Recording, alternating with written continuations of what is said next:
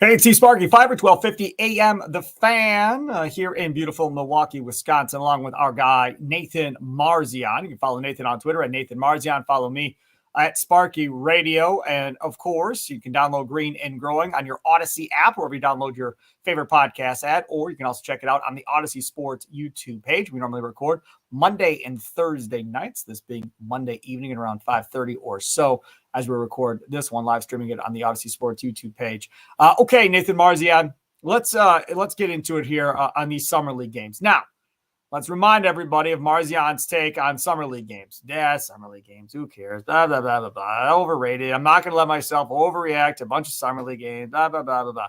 Okay, and that's fine. I'm down with that. I get that. I still encourage you and anybody else to go see Summer League games because it's just a very, very cool experience.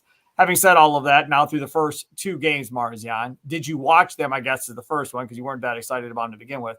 And second of all, do you have any reaction whatsoever, or am I going to carry this podcast myself? What do you got, Marzion? So I watched part of the second game. I didn't really watch the Against first Phoenix? game. Yeah, I didn't really watch the first game. I just watched kind of the highlights of that game and some of the stuff that made its way onto Twitter. And really the only thing, because again, I don't take stuff away from Summer League. Like I really try not to. I think it's just a trap, and I think you didn't watch Wembanyama? I did watch Wembanyama. I watched it, but again, I'm not gonna take him having a bad first game and be like, oh, there it is. He's not gonna be that good. And then the second game he plays a lot better. Yeah, it's like, and so I'm just like, and the second game, he puts up 27 points, whatever. Like, yeah, but at the same time, okay, he's also going against guys that are far worse than him, so I can't necessarily look at that and say that that's the truth either. Like, it's usually somewhere in the middle. But anyways, like, I mean, I'll watch Summer League. I just don't take stuff away from it. I try not to let my mind draw conclusions from it and actually like say, oh, this is meaningful, because it's not. It's really not. Look at the history of it. Look at some of the guys that have played well, some of the guys that have played poorly, and you can find, I mean, just from the Bucks, you can find tons of guys that lit it up in Summer League and were averaging 25 in Summer League and 20 in Summer League and just aren't NBA players. And that's why I'm just like, I can't look at a guy having a nice Summer League game or a couple nice Summer League games and say, oh, yeah, he really needs to be, a starter for us, or he needs to be in our rotation. And it's like, hold on, like, let's see how he does in the NBA first. The only thing that, like, I've noticed that I think actually, could translate over to the NBA, Marzion does look stronger. He looks a little bit more decisive, confident on his drives, which I have liked. And so, yeah, I mean, that's something that I'm hoping will transfer over to the league, and something that he kind of struggled with last year. It seemed like he wasn't decisive. Whenever he put the ball on the floor, it was kind of like, I just felt like he didn't know what he was going to do half the time and didn't really look very confident. And he did, the confidence looks like it's there more when he puts the ball on the floor. So that's a good thing. But again, he's going against guys that he should be dominating. I'm not going to look at him scoring 20 and 23 and be like, oh, yeah, he needs to start for us, because he's a second-year first-round pick going against largely guys that are undrafted, rookies or second, whatever. I would hope that he can, if he's a first-round pick that's in his second year now, I would hope he can play really, really well in these games. I'm glad he is. And so that's, when I look at it, like with the first round picks, it's like, it's more a sign. If they're bad, okay, I'll take that as like a bigger sign for me than if they're good. Because if they're good, that's what I expect. I expect them to be the best player in these games or one of the best players in these games. Whereas if you're a first round pick who is kind of just another guy in these games, Johnny Davis, if you're just a first round pick who's another guy in one of these games, that seems to be like a sign that, hey, I'm just saying, the dude is whatever, top 10 pick and not doing much. Like those type of guys, I'm like, okay, maybe there's something to be worried about. Maybe there's, because if you're again, first round lottery pick, top 10 pick in at this competition level, and you're not separating from the others, it's just like, why are you not the best player in this game? It doesn't make much sense. I think that's a fair expectation for the caliber of talent that you're talking about as far as where they're drafted. I don't have any disagreement there. Beauchamp was not good in the first half of the first game. Yeah. It looked no different. I was like, okay, so you worked out Giannis. This could be life-changing and all this stuff. Okay, fine. I can't wait to see what this looks like. Second half of that game got better. Phoenix looked much better. And like you said, the ability to slash and get to the rim when he wanted to, he was able to do that. He hit a couple of threes. I still am not convinced that he's going to do anything. I know he wants to be great, and that is part of the battle because not everybody wants to be great, believe it or not, in this league. A lot of guys just want to make sure they get their checks, and that's about the extent of it.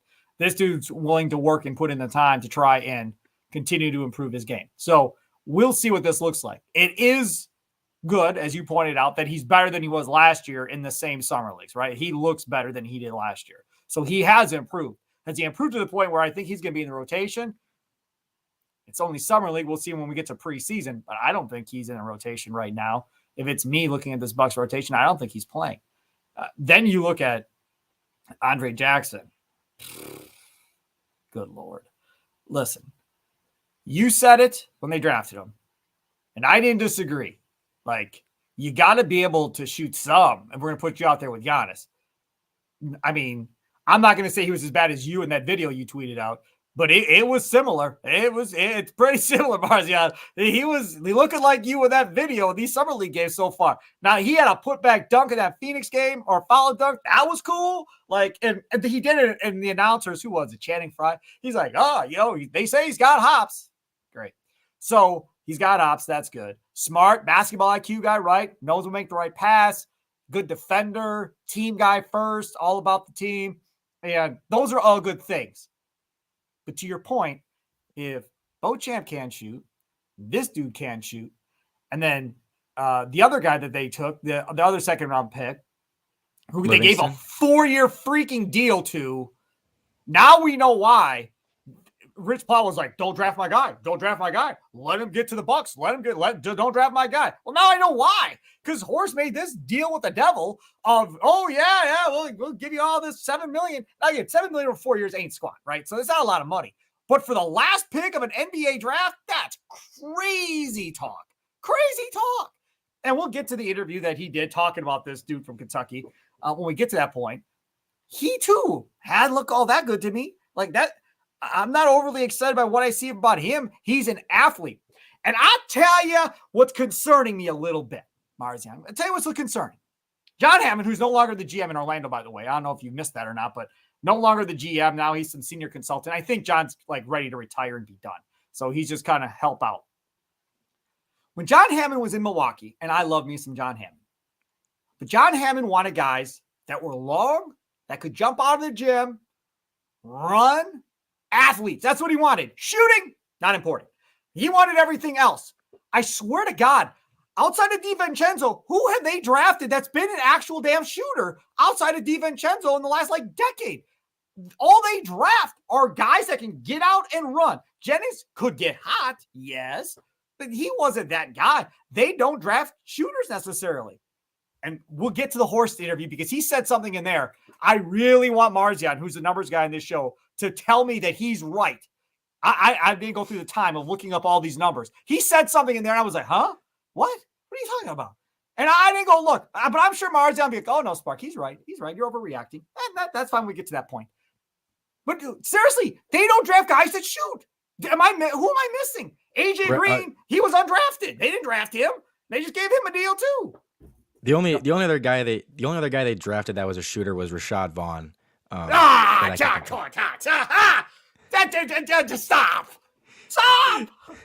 So you're laughing yourself. Stop. Hey, I'm just saying he was a shooter, but no, I know what you're saying. And personally, I've always been of the mindset that athleticism is a little bit overrated, and I'd rather my team just be like, again, I'd rather have a bunch of Chris Middletons on my team than, I don't know, I'm trying to think of a good example, but then a player who's more athletic but isn't actually as good at basketball. I don't know, like Kevin Porter or something like that. It's like, yeah, those guys are faster, they're more athletic, but they're just not as good of players. Whereas Chris is a guy that's just like, no, he's not athletic, he doesn't have the burst, but he just plays basketball really well. And now, I don't mind them doing this, though, because at this point, this team did need, and Horst talked about that in his interview, they needed some athleticism, some speed a little jolt to that. So I don't mind them. I wanted them to go for that in the draft. Now, I would have preferred that they, take a guy if they, when they traded up to 30, 35, 36, whatever it was. Yes, I wanted athleticism. I wanted a fast wing guy that played good defense. But I just was hoping they could be a little bit of a shooter and not a threat at all. That's the only reason I had a gripe with it is I was like, I love what he gives you defensively. I love his feel for the game. I love his athleticism, his wingspan, all that, his length.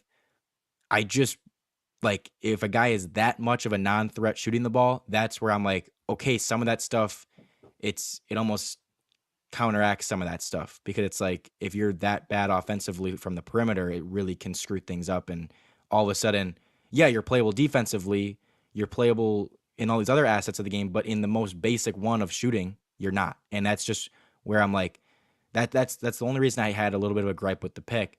And it was kind of the same thing with Beauchamp coming out. I loved his defense, loved his athleticism, loved his length.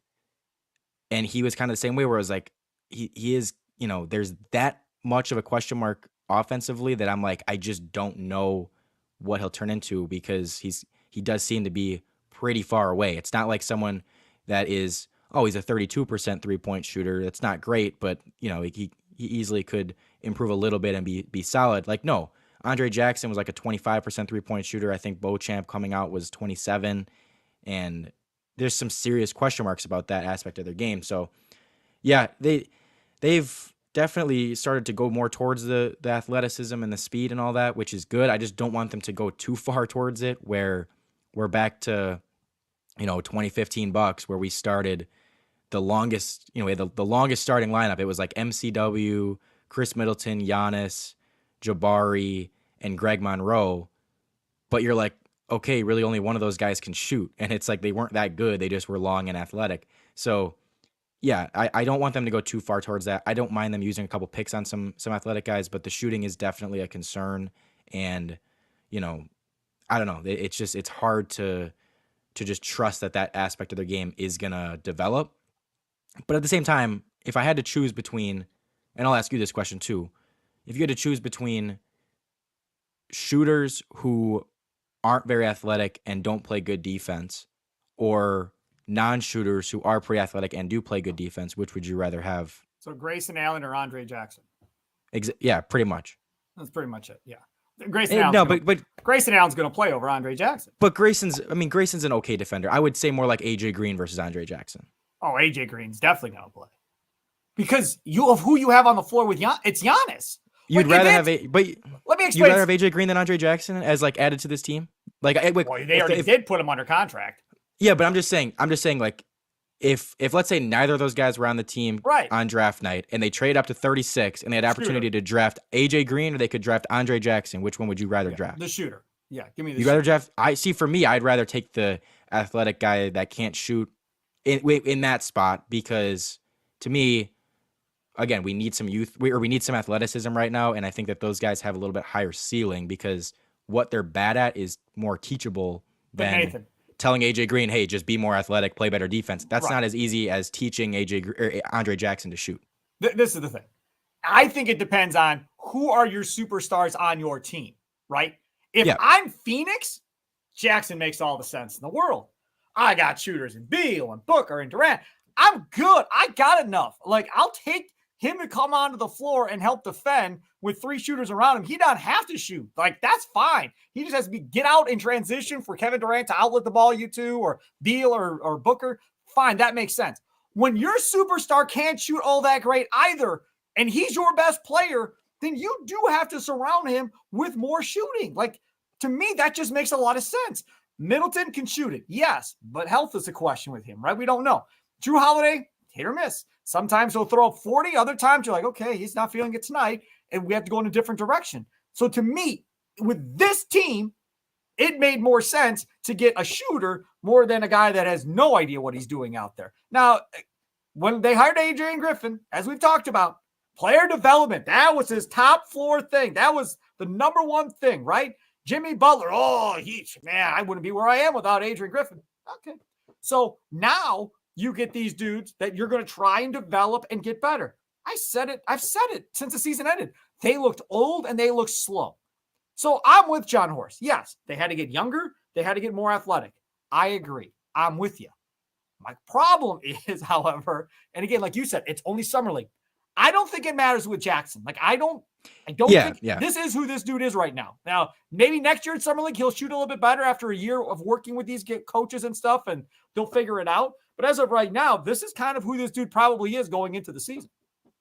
Yeah, definitely. And, again, I asked that question, would you rather have an athletic guy that can't shoot or a non-athletic guy that can shoot? And it's like, but the thing that I went back to, and this was what I said right after the draft, is I was like, I love the pick outside of the shooting, but like, it doesn't have to be one or the other. Like, I don't think you need to be all athleticism, no shooting, or all shooting, no athleticism. It's like, there's guys kind of in the middle that I wanted that are like, yeah, they can play defense and they can also shoot a little bit. And that's kind of the more of the player I wanted, is like, maybe not as good of a defender as Jackson, but like still good enough to play. Sure. And they can at least shoot. They can at least survive offensively. And so it's like, again, I like Jackson. It was kind of like, damn, like, we got what we wanted defensively. We got all these great aspects of him, but he's, that poor as a shooter right now that it almost kind of just counteracts all that stuff. And you're kind of left going, okay, can he play offensively now?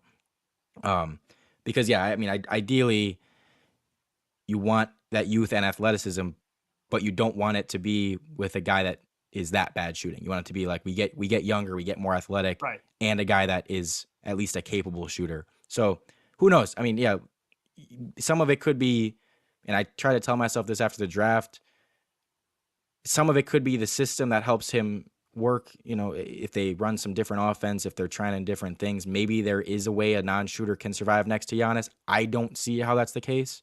I just don't see how a non-shooter really, really thrives in an offense next to Giannis. I don't. Unless there's three premier shooters on the floor with him and Giannis to where he can slash and kick. Yeah, but even then, I just feel like if you have a guy that they're sagging off into the paint on, that there's no way you can ever tell me that that's a good thing or a fine thing to have next to Giannis, because it's like Giannis needs as much space as possible. He's just going to be his best when he has as much space in the paint as possible. So, I think that you have to take that into account a little bit. And I was like, okay, maybe in a new system this works, because I was looking at it when we drafted him. I definitely was looking at it more under the Bud offensive, under that lens of, okay, he would never work in Bud's system because Bud's system was always Giannis and four shooters. And I'm like, okay, well, we do have a new coach, so maybe maybe they have different ideas of the offense and stuff. But yeah, still, I have trouble seeing how it'll work if he is, that poor from the outside. Other names on this summer league team. Jabari Parker was one, and then some family issue came up, so he never played. That was unfortunate. Taco Fall was another. He's brutal. He's just so brutal. I mean, I like watching him. He is so brutal. There's not much. I mean, he's right there by the basket, Marzion. He's right. And he literally can touch the rim probably. And he misses. He's right. Just dunk the damn basketball, Taco. Like, this ain't hard. Just dunk it. He's like playing volleyball with the ball and just dunk the damn thing. What are we doing? Quit screwing around. Throw the damn thing in. That drives me nuts. Watching him drives me nuts. Nico Mannion. Man, I saw his name. I was like, man, I like watching him in Arizona. All right, this is cool. Game one. I'm like, dude, what's up with the dude? Like the hair, the beard, the whole thing. It's not working. I'm not a big fan of the whole dude. So that took a little getting used to. Okay, fine. This isn't the same one. He's growing up. Fine. No, he's not good enough either. He's not good enough to play on this roster. Because immediately I was like, oh, they need a backup point guard. If he's good, maybe he'll get an invite to training camp, and then we'll see what he does in training camp. Maybe he makes it as the 15th guy on the roster as a backup point guard. As brought up in the Jon Horst interview, they don't have a backup point guard as of right now. So maybe that would work, but he hasn't shown to be good enough to be that either. So really, of this entire roster, the only other guy for me, other than Beauchamp, that's looked decent, Drew Timme. Drew Timme can play now. Solid, not the most athletic, like you said. Basketball smart, can do the things that you need him to do. Not going to be anything earth-shattering, but he doesn't make many mistakes. He's just going to do what he's supposed to do. Defensively, probably limited because of athleticism in the NBA, but I don't know. He to me, he's probably my next favorite guy after Beauchamp so far through 2 games. But Timmy is a guy that, like, he's a classic. Okay, he'll look fine in the summer league, but he would never be an NBA player guy. I don't know, man. Like Luka Garza. Like, if you put Luka Garza out there, he would dominate these games, but he'd never get time on an NBA team, like meaningful minutes. Garza played in this last year, didn't he? Well, barely. Not anything meaningful. He's not good. Yeah, I don't know. I'm just saying. The guys I've seen, Timmy and Beauchamp, those are the two. Yeah, I'm not. Yeah, that's fine. What about I don't even know how you pronounce his first name, but Gortman? Oh yeah, he's played well. He's been pretty good. Yeah, I forgot about him. Yeah, he has played well. And he's on a 2-way, I think, right? He's athletic. He's got some explosion to his game as well. He's aggressive. The way we see it through 2 games. So I guess maybe there's a chance that maybe he's the other guy. But yeah, and he's another. Is he a G League Ignite guy? I think so.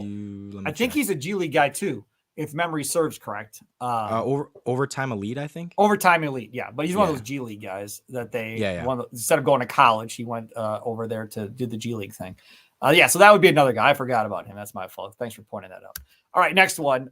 Reaction to the Bucks interview with Jon Horst did with Eric Nehm of The Athletic. As I've said before, and I'll say it again, if you don't subscribe, you're an idiot. I mean, I don't know what else to tell you. If you're a Bucks fan and you don't, seriously. I mean, you've got both these guys, Eric Nehm and Ozarski. I think they both do a great job. And you should be following both of them because they both have really good stuff. Now, this one-on-one interview, he talks about getting younger and having more athleticism and developing and so forth. And he talks about the importance of Chris Middleton, the importance of Brook Lopez. They bring back Robin Lopez. He talks about Jay Crowder. Word comes out today. Jay Crowder is on a vet minimum deal 1 year. Do you know what that tells me? That tells me the rest of the league all saw what I saw. He wasn't very good. So ain't nobody else going to pay him. So either you can stay where you are and play with this crew with a whole new coaching staff because you didn't like the last coaching staff who didn't play you and get to play with Giannis and chase a ring again, or you can go try your luck somewhere else and see if you can get on the floor. That's what it told me when I saw that he signed for a vet minimum deal. They all saw what I saw, which was he wasn't very good. Same thing Bud saw, which is why he didn't play him that much in the postseason. He was all bent out of shape. What did it say to you? Yeah, no, that's pretty much what it confirms. I wasn't sure what his market would be. I thought it would be a little bit higher. I didn't think it'd be anything big, but I was expecting, okay, we'll probably have to pay him maybe $5 million to stay here because I just don't think he's a minimum guy. But, hey, I'm not going to complain about getting a guy for a min. And honestly, as much, as bad as he was last year and as disappointing as the whole trade was, even with that, like if getting him on a min is a pretty big win in my opinion. Like I think a guy that has he's a veteran and what he can give you defensively. Now, did he give it to you last year? No, but again, there's a full year, new coaching staff, all that stuff that could help that. And you just know he's a pretty decent shooter. So his history, with what he's proven he can do in this league, it's a pretty good guy to have on a vet min, in my opinion. The comments by Jon Horst on Robin Lopez. I'm not going to read all of this because I want you to read Eric Nehm's article, but here's one. There are also some bigger teams in the NBA over the last couple of years than there have been in the past. I think you saw what Denver was able to do. They utilized their size in a big way. I think you've seen some of our conference opponents kind of get bigger. And so I think that was another reason to really be kind of up to speed with what's happening in our league. I think our league is getting a little bit bigger, so we feel great about Robin Lopez. Now, we talked about Jackson not being able to shoot. Robin Lopez, what does he provide? He provides defense, right? He provides physicalness. He's going to scrap with whoever it has to scrap with, get the loose balls, get the rebounds. Good team guy, good chemistry guy. We saw that the last time he was here. It seemed like the locker room was really loose for the most part when he was here the last time with all the wrestling antics and stuff they did in pregame and all that stuff. That scared me to death. With all that stuff that they did. I like the Robin Lopez thing. People on Twitter did not like it as much as I did. I thought it was solid. Do you agree that the league's getting bigger? To me, I kind of scratched my head a little bit, and I was like, who's getting bigger? Like, what am I missing? Because Porzingis is in the East. Now we're getting bigger. That's one dude. Like, I don't know. I can't think of a lot of teams that are stacked with 7-footers that the Bucks have to deal with night in and night out in the NBA. Yeah, I don't know. I don't think it's a huge difference now that teams are really focusing on size. I do think Miami was undersized rather than Denver was really big. And I think teams just have to know how to use size to their advantage. And the Bucks, that's something they've kind of struggled with in the Heat series, is because Miami's undersized. The Bucks really didn't attack that the way they needed to. There was a few times they did. I know they did in game 2, and there were periods the other games they did where they would really just keep going down low to Giannis and Brook and hammer that, and it was working. And they didn't do it quite enough as they needed to. You see a team like Denver do it. I don't think it's a matter of like Denver was just that big and that's why they were so good. I think it's more just, okay, they had a size advantage in that matchup and they knew how to use it. But yeah, I don't think it's something that, you have to have this many big guys. You have to have this much size to be able to play well in this league and be able to succeed. I don't necessarily think that's the case, but we did definitely need another guy. We need another body, someone to just, whether it's if something happens to one of our big guys or just simply for depth, have another body there. So can't complain about Robin on a minimum. I don't, again, there's not a ton of guys out there that would be much better. Malik Beasley, a guy that side, and that news broke during a Green and Growing podcast a couple of weeks ago. Thanks to Nathan Marzion for being all over that. Jon Horst talks about that. I found interesting. He says, I think it starts with the fact that he made more threes than anybody in the league last year off the bench. Not that he's going to be a bench player. That's to be determined. There's open competition. Whoa. Looky here. Okay, Nathan Marzion. Who would you rather have start? Who would you rather have come off the bench? Allen versus Beasley. I'm not even going to put Connaughton in because I don't think that's legitimate. So Beasley versus Grayson. I think Grayson. I just think he's better defensively, and Beasley's Beasley's so Grayson more a start. You're saying? Yeah, Beasley's more athletic offensively and just overall, but like Grayson's a better defender and an equal, if not better, shooter. So I'm just like, I'll just start Grayson, and then I think Beasley having some of that athleticism coming off the bench probably is more beneficial than putting it with the already athletic guys we have in our starters. So I think it's probably more beneficial to have that athleticism coming off the bench, because here's the thing.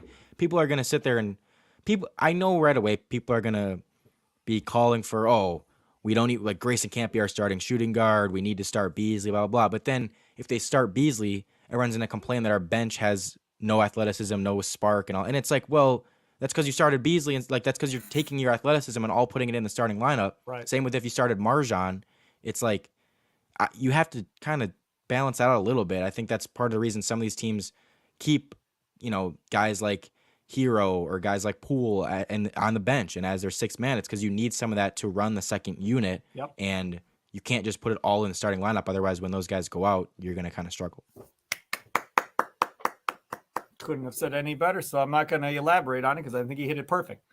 Now, this is the part of the interview that I just shook my head and said, I'm going to my numbers guy, Marzion here, because I don't know who he's talking about, and there has to be quite a few for him to reference it. Within this answer, again, there's lots more to this. I'm just picking out points in this thing. Jon Horst said, and I'm going to say quote because I'm assuming Eric Nehm is writing this word for word in The Athletic. When talking about Beasley, quote, we've had players who are good shooters and really become kind of elite shooters in our system. End quote. That is what I want to focus on. That right there. Who is he talking about? Who in the world became an elite shooter for the Milwaukee Bucks? Because if we're going to talk about elite, that's Ray Allen, that's Steph Curry. Those are elite shooters, right? Who? So the one that comes to mind that was good and became elite with the Bucks. Well, okay, this is gonna sound dumb because I know he's not good. Like, people don't think of him as a good shooter, but great. Drew Holiday. Drew Holiday? Yes. What are his numbers before Milwaukee? Okay. What are they now? So Drew Holiday, I'll start from 2015. Early in his career, he had a couple nice seasons, but starting with 2015, 34%, 36%, 34%, 33%, This is from 3? 35%. Yes. Okay. So I'll just say them again. Just so 34, 36, 34, 33, 35.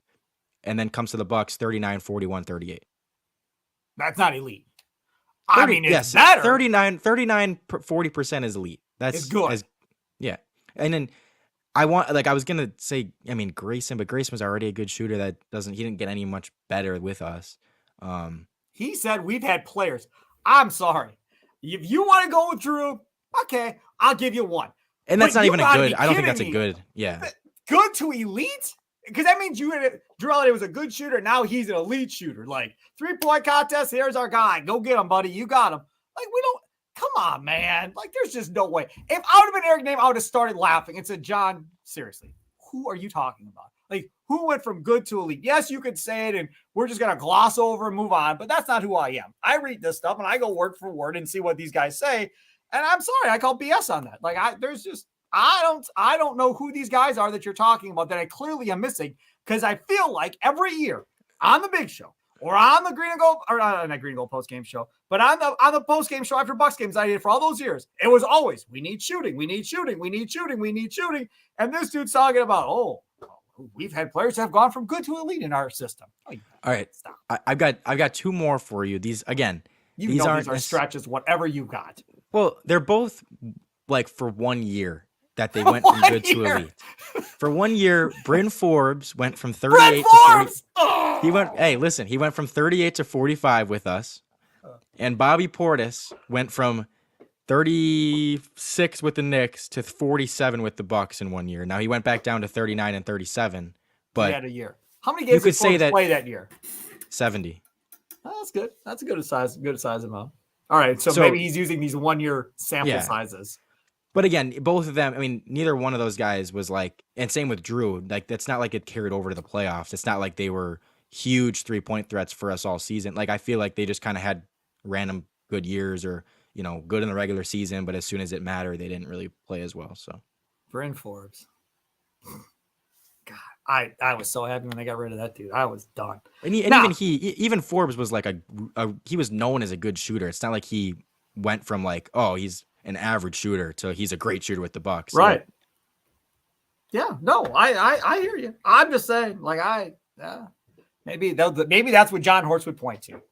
Listen to your partner, Nathan Marzion, Sparky. He gave you guys Bobby Portis and Bryn Forbes, elite shooters in the NBA, thanks to the Milwaukee Bucks. You're missing the mark, Spark. You're missing the mark. Maybe I'm missing the mark. I don't know, but that seems to me like an absolute insanely crazy take by Jon Horst trying to sell this Malik Beasley thing. He didn't have to sell Malik Beasley. Malik Beasley, what? He had more 3-pointers than anybody off the bench last year? You don't got to sell me that the guy can shoot. I think you've seen enough that he could shoot and so forth. And he does go on to talk about his answer about playing with Giannis and Middleton and within this system where Adrian Griffin demands defense and so forth, then maybe that will make him better defensively. And he's still relatively young. So it's not like he's 35 and his career is almost over and he's washed up and it's about done. You're still going to get something out of him. Any takeaways outside of what I brought up there with the interview with Mr. Horst and Eric Nehm of The Athletic, Mr. Marzion, before we wrap this bad boy up? The only one that came like that I kind of noticed was, and I know the GM isn't going to say his plans and say, we're looking to trade someone, but they asked him about, the lack of point guards and if that's an area they still need to address, whether it's through free agency or, through a vet minimum guy or whatever. And his answer was something along the lines of, we're at peace with where we're at right now, and we believe we have a lot of good secondary ball handlers on this team, and blah blah blah. That to me tells me that, and again, I don't expect him to come out and be like, oh yeah, we're still looking to try to trade Grayson for a point. Like I know he's not going to say that. I'm not dumb. I know he's not going to say that. But you easily could have been like, yeah, we're looking to still, we're looking at all avenues to potentially upgrade, and we're still exploring all of our options. And, if they were really looking at a trade, his answer did make it seem to me like they're not really looking too much at that as a problem, and they're not really trying to go for a big trade for that. Like I know people have brought up trading Grayson and Pat or Bobby for Colin Sexton. If they were really trying to do that, I just don't think that would have been his answer. I don't think he would have brought up, oh, I like our secondary ball handlers. Like, I don't know. That's just my take from that. And so it made it, to me, less likely that I'm expecting them to go for a trade like that. And I don't necessarily mind that. I haven't been in love with Colin Sexton. I know everyone else, for whatever reason, is. But yeah, do I want them to get another guard? Yes, but I don't want them to be trading multiple good role players to go do it for a guy that is, like in Sexton, he's 6'1", 190, very undersized. I don't know. I'm not a huge believer in that. So, yeah. I talked about that Colin Sexton rumor on the podcast on Thursday when I had to do it by myself because things were going crazy on Thursday night for me personally, so I had to record it without Marzion. Do you like him? Do you like him? Sexton? Yeah. Yeah, I like him fine. There's a couple of reasons. One, if it's about getting younger and more athletic, he fits that bill. He fits what you're talking about you need to do, right? That makes sense. This is where I struggle a lot. Danny Ainge would have had to have fallen, hit his head, and lost his brains in order to think that getting Connaughton and Grayson Allen for a guy that you just did a sign and trade with 4 years or last year for a 4-year deal, who's in the prime of his career, coming up on his mid-20s. Again, mid-20s, not early 30s, mid-20s Colin Sexton is, okay? You're going to trade him for a couple of role players on a team in which you are not ready to win a championship next year. That is not what this is in Utah. Not at all. So if this is we're building for the future and going, that trade makes zero sense. It doesn't make any sense. Now, this website, Clutch Points, put together a 3-team trade proposal. Now, in their 3-team trade proposal, I talked about this on the podcast Thursday. If you want to go back and listen to it on your Odyssey app or if you're downloading your favorite podcast, they had the Bucks in a 3-team. Bobby Portis leaves, and he goes to the Knicks, I want to say. The Bucks would still give up Connaughton, would still give up Grayson Allen, and give up Malik Beasley. And they would get back Colin Sexton and Tim Hardaway Jr. In that deal in exchange for those 4 guys. First of all, they're not going to trade Malik Beasley. They just signed Malik Beasley. Like, I don't think that's happening at all. You can't even do that for a certain amount of time. Yeah. So I think that would definitely not happen, as I pointed out. So it'd have to be a different version of that trade. But they would have – there's no way Utah makes that deal for those two. Like, I would question Danny Ainge's brain at that point. And Ainge has done a really good job building Utah in a short amount of time with the Jazz to make you think that he would ever consider making that deal unless there is something seriously wrong in the locker room with Colin Sexton and how he gets along with teammates, and there's a problem. Like, if there's a problem where he wants him out of the locker room no matter what, fine. But then I would hope Jon Horst knows what he's getting himself into if he makes that deal. Yeah, for that to happen, there'd have to be, and again, this is part of the reason I don't want to do it, there'd have to be the 2029 first attached, maybe even the second from next year attached, or one or the other. And again, for me, I'm just like, we talked about earlier, possibly going almost too far towards like just athleticism and speed and all that. And like, okay, can these guys actually, are they good basketball players? Are they winning players? Are they giving you something in the playoffs? Like, that to me is a move that almost goes too far the other way. Like, I want to trade Grayson. I want to trade Bobby. I don't want to do it for a 6'1" undersized guard that I just don't believe in a ton. But what about this, Nathan? What if the thinking is by Horst is this?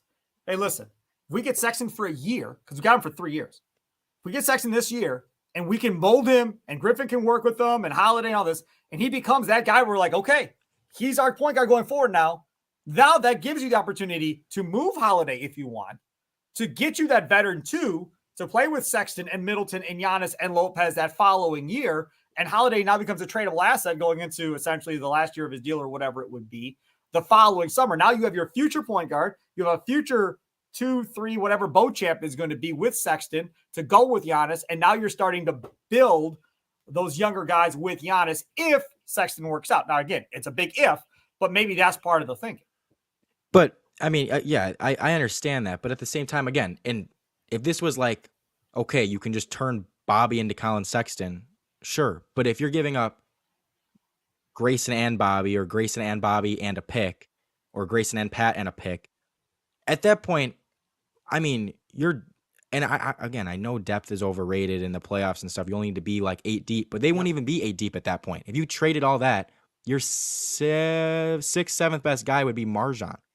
And it's like, maybe Malik Beasley or whatever. I don't know. Maybe it would be Malik Beasley as like your 6, and then Marzion as your 7. That's pretty poor depth. I mean, I don't know. I just think. Don't forget Jay Crowder now. Yeah, and you're giving up. That's true. Actually, I forgot about Jay. And you're giving up a pick. I don't know. It seems like a lot to me for an undersized guard. Like if we're giving up that much, I've been talking about trading Bobby. You know, I've wanted to trade Bobby. I've wanted to trade Grace, and I have no problems giving them up. But if we're doing it, I want it to be for a guy that like I am basically 100% confident that guy is going to help us in the playoffs. He is a playoff guy. Like he can hang on the court defensively. Good size, all that. Sexton's not that.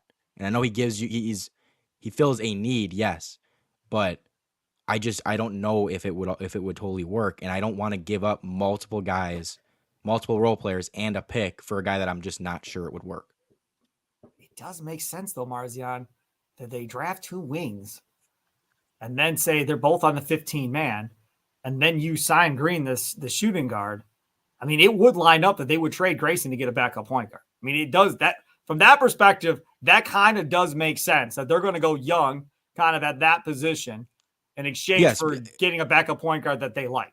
Yeah, and again, I'm fine trading Grayson for a backup point guard, but I'm not fine trading Grayson and another role player and a pick for a backup point guard. Like I'm more like, okay, I'd rather at that point trade Grayson to get Monte Morris than trade Grayson and Pat and a pick to get Sexton, in my opinion. And I know Sexton obviously has a higher ceiling than Monte Morris, but I mean, they're both undersized guards that I just like, I feel like they're kind of providing the same role for you of just a ball handling, point guard. And it's like, I'd rather just give up less to get Monte Morris than give up a ton to get Sexton. Makes sense. He is Nathan Marzion. Follow him on Twitter at Nathan Marzion. I'm at Sparky Radio. One last question. Why did you put that video of yourself being horrible at basketball on social media? I have to know. I mean, I saw the NBA memes thing, all that. I watched it and I was like, why would he post that? I don't understand. So tell me, what was going through your brain at that point where you said, this is a good idea, I'm going to post this? So I was it a bet? Did you lose a bet? No. I enjoy just, making fun of myself sometimes. It's like, oh, okay. Well, just like, it's funny. It's funny. Oh yeah. I mean, I 100% knew what I was doing. It was funny. My original plan was kind of to post it and be like, cause I'm not going to go out and post a video of me making a bunch of shots and like flexing on Twitter. Like, oh, look how good I am. Like, no, I'm going to do the opposite and like make fun of myself and make it a joke. And so my original plan was to go out and miss those shots and post it and be like, Bucks are looking for a backup point guard, like hit me up or whatever. And then it's just me missing a bunch of shots. And so that was kind of what prompted me to do it, is just like, oh, I'm just going to, make a joke out of myself basically. And obviously some people take it serious and are like, oh, like this guy sucks at I'm like, I'm not good at basketball, but I'm not that bad. So I don't know, whatever. That's fun. Well, whatever. As long as you knew what you're getting yourself into and you posted, I was like, okay, here comes everybody. Get ready, Marzion. And you took it like a yeah, it was fun. It was fun, yeah. That's good. At Nathan Marzion, follow me at Sparky Radio. I will not be posting any videos of me playing any sports. Enjoy the rest of your day. Have a good one. We'll be back recording another one on Thursday night. Don't forget, download on your Odyssey app or wherever you download your favorite podcast app. And of course, we always live stream these on the Odyssey Sports YouTube page, so you can always watch them there as well. Enjoy the rest of your day. Toodles.